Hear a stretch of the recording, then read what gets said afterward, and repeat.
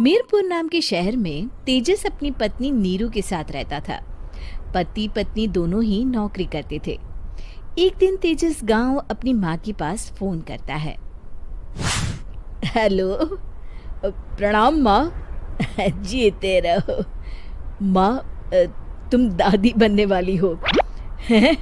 अरे वाह, ठीक है बेटा, मैं कल ही आती हूँ। जब माँ जी शहर पहुंची तो बेटे बहू ने बहुत अच्छे से स्वागत किया। लीजिए माँ जी, चाय। अरे गर्मा गर्म पकोड़े ले आओ माँ के लिए। नीरू रसोई में गई और 2 मिनट में ही पकोड़े ले आई। जी ये लीजिए। बहू, जादू से बनाए हैं क्या?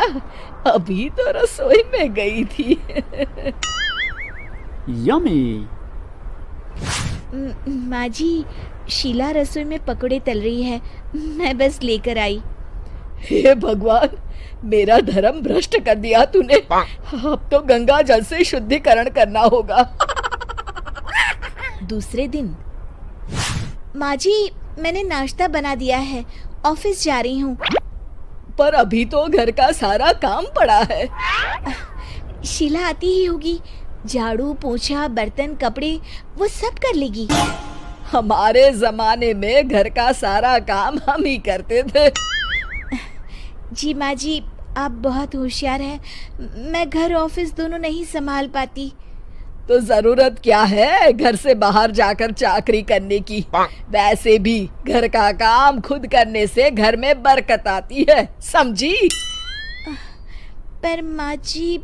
पर वर कुछ नहीं, इस महीने की पगार मिले फिर ऑफिस बंद। हाँ। रात को नीरू तेजस से कहती है, सुनिए जी, माँ जी बोल रही थी कि मैं नौकरी छोड़ दूं। वैसे ठीक ही तो है, अभी तुम्हें आराम की जरूरत है। फिर भी आराम कहाँ, शीला को छुड़ाने के लिए बोल रही थी। तो अब 24 घंटे में इतना काम तो कर ही सकती हो। पर जॉब पसंद है मुझे, घर पर मन नहीं लगेगा। अगले दिन जब दोनों ऑफिस के लिए निकल रहे थे, मेरी तो कोई कीमत ही नहीं है इस घर में। माँ जी, आजकल महंगाई बहुत है, रहन सहन भी बदल गया है, दोनों नौकरी करते हैं तभी ठीक रहता है। अच्छा, तू कहना क्या चाहती है? मेरा बेटा तुझे बिठा के खिला नहीं सकता?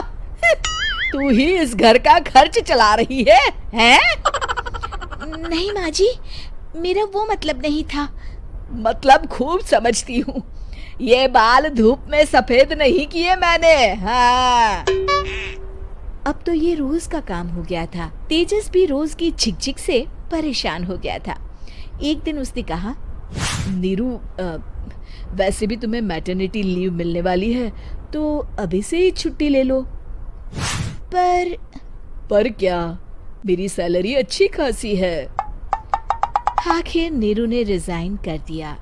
जब बच्चा हुआ तो घर में सब बहुत खुश हुए। कुछ दिनों बाद तेजस फाइल देख रहा था। क्या हुआ तेजस, कुछ परेशान लग रहे हो? हाँ, वो हमारी जितनी सेविंग्स थी वो तो हॉस्पिटल में और छठी के फंक्शन में खत्म हो गई है नीरू। और अभी वैसे मंदी चल रही है तो मैं बोल रही थी कल मुन्ना को हेपेटाइटिस का टीका लगवाना है। नीरू, क्या पोस्टपोन नहीं कर सकते? नहीं जी, बिल्कुल नहीं। अब तेजस को समझ में आ रहा था कि उससे गलती हुई है। पैसों की कमी का असर घर के माहौल पर भी पड़ रहा था। अगले दिन, बेटा मेरा चश्मा और ये दवाइयाँ ले आना, पर्चा देते हुए माँ जी ने कहा। जी। तेजस, मुन्ना के लिए दूध का डिब्बा और डायपर भी ले आना, और ये किराने के सामान की लिस्ट है, इसे भी लाना है। तेजस गुस्से में लिस्ट मरोड़कर फेंकता है और चिल्लाता है, पैसे क्या पेड़ पर उगते हैं? ये ले आना, वो ले आना। अरे पर ये जरूरत का सामान ही है। वो गुस्से में बिना कुछ कहे ऑफिस चला गया। अरे लंच तो ले जाइए। नीरू दौड़कर डिब्बा पकड़ाती है। एक दिन खाना खाने के बाद, नीरू, अब तो मुन्ना कुछ बड़ा हो गया, तो अब तुम वापस ज्वाइन कर लो ना जॉब। पर इस रिसेशन में जॉब मिलना बहुत मुश्किल है। ट्राई तो करो। फिर मुन्ना, माँ जी है ना, और एक फुल टाइम मेड भी लगा लेंगे। पर माँ जी, उन्हें तो पसंद नहीं। तभी माँ जी वहाँ आ जाती है और प्यार से नीरू के सर पर हाथ फेरते हुए बोलती है, अब मेरी समझ में आ गया बहू, पहले के और अब के समय में अंतर है। तुम काम शुरू करो, मुन्ना की जिम्मेदारी मेरी। मेरी प्यारी माँ जी। ये कहकर नीरू उनके गले लग गई। शिक्षा, परिवर्तन संसार का नियम है, हमें भी समय के साथ चलना चाहिए।